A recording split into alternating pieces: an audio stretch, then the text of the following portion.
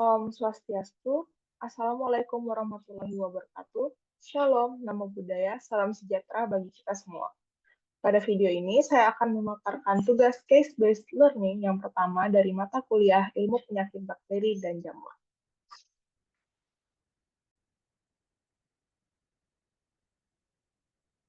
Pada tugas ini, saya mengangkat kasus kolibasilosis atau penyakit infeksi oleh bakteri Escherichia coli pada kucing. Namun, sebelum lanjut ke pembahasan kasus, izinkan saya memperkenalkan diri terlebih dahulu. Saya, Patih Maharani Widi Asiheriwolo, dengan NIM 23095111097, dan dari kelas A.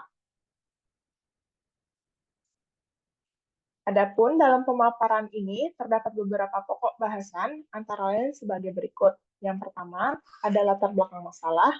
Yang kedua, pembahasan masalah.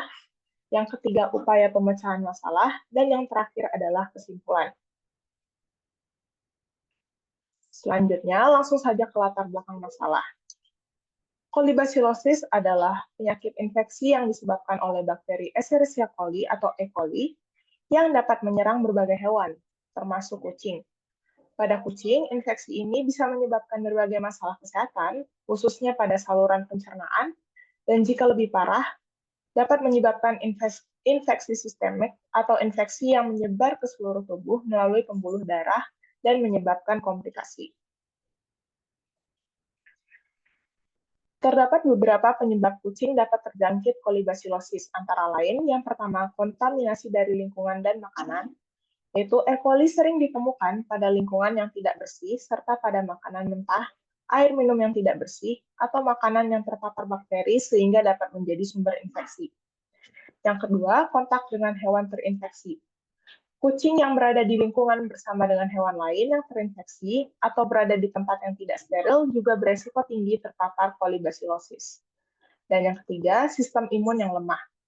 Anak kucing yang umumnya memiliki sistem imun lebih lemah daripada kucing dewasa, atau kucing dewasa yang memiliki sistem kekebalan tubuh lemah akibat stres, penyakit lain, atau usia tua, lebih rentan terjangkit E. coli. Berikutnya, gejala kolibasilosis pada kucing. Gejala umum infeksi E. coli pada kucing antara lain, yang pertama diare yang parah, terkadang bercampur dengan darah, yang kedua muntah, lalu demam, dehidrasi, kehilangan nafsu makan, tubuh lemah dan lesu, dan pada kasus yang parah, infeksi dapat menyebar ke aliran darah atau sepsis. Selanjutnya adalah pemaparan kasus, yaitu kasus infeksi kolibasilosis pada kucing.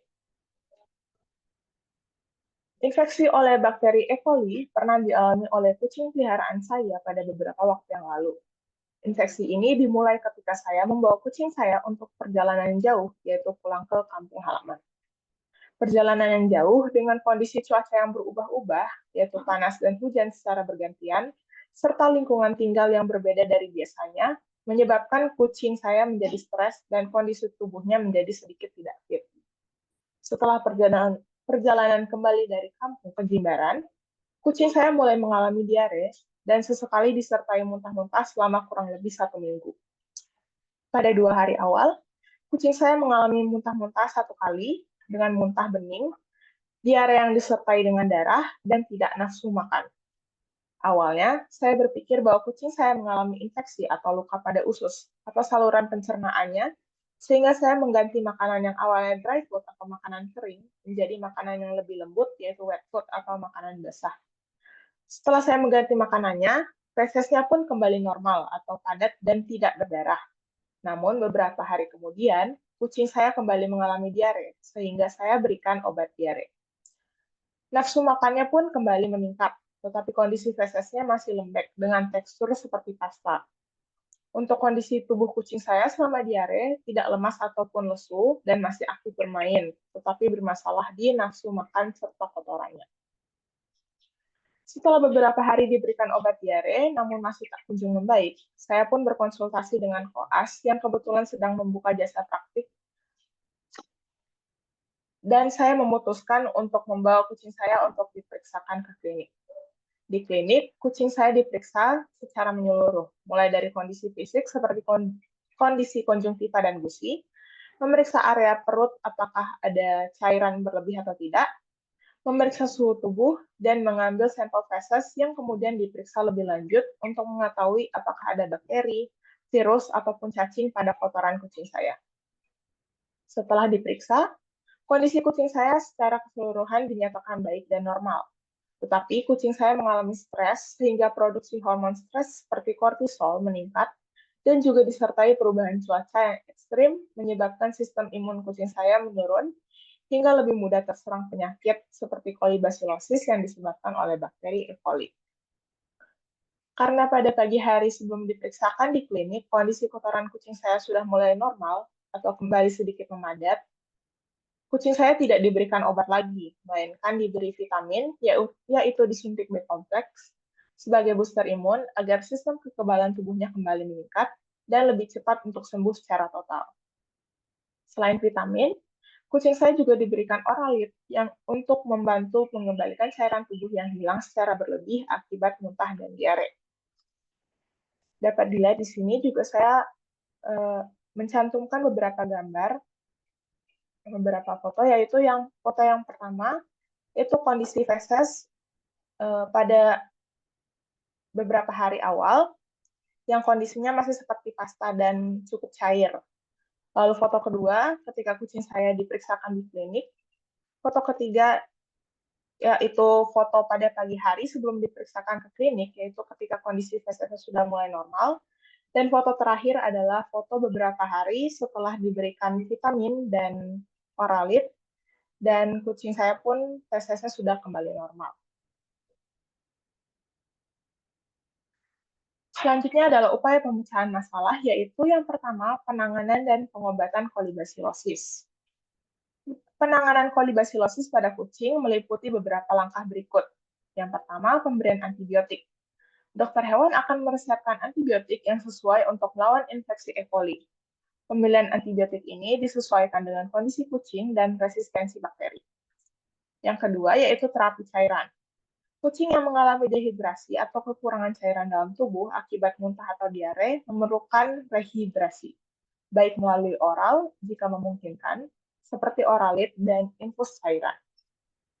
Yang ketiga, yaitu pemberian probiotik. Setelah diberikan antibiotik, dapat juga disertakan dengan pemberian probiotik untuk membantu memulihkan kesehatan usus. Yang keempat, pemberian vitamin atau booster. Selain antibiotik dan probiotik, dapat juga disertakan dengan pemberian vitamin seperti B kompleks untuk mempercepat penyembuhan dan meningkatkan kembali sistem imun kucing. Yang kelima, isolasi dan kebersihan lingkungan.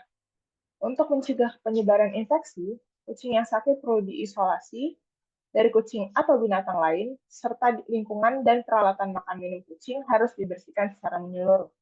Dan yang terakhir yaitu pola makan sehat. Pastikan kucing mengonsumsi makanan yang aman, yaitu tidak mentah dan terjamin kebersihannya. Berikutnya yaitu pencegahan kolibasilosis.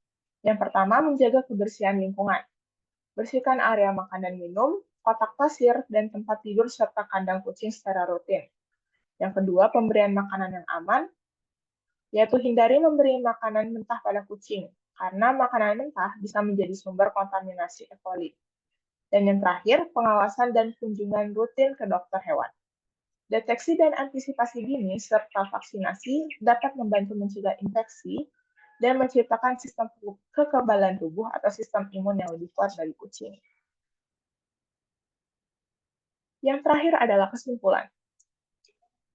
Kolibasilosis adalah infeksi yang disebabkan oleh bakteri Escherichia coli dan dapat menyerang saluran pencernaan kucing. Penyakit ini seringkali dipicu oleh lingkungan dan makanan yang terkontaminasi, kontak dengan hewan yang terinfeksi, serta sistem imun yang lemah. Gejala utama meliputi diare, muntah, dan hilangnya nafsu makan. Penanganannya mencakup pemberian antibiotik, terapi cairan, probiotik, dan vitamin untuk mendukung sistem imun, serta menjaga kebersihan lingkungan. Infeksi E. coli juga dialami oleh kucing peliharaan saya yang disebabkan oleh stres dan penurunan sistem imun. Meskipun di awal gejalanya cukup parah, namun perawatan seperti perubahan pola makan, pemberian vitamin dan Oralit membantu pemulihannya secara bertahap.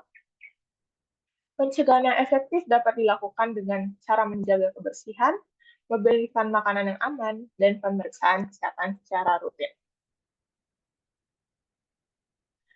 Baik, sekian pemaparan tugas dari saya. Terima kasih.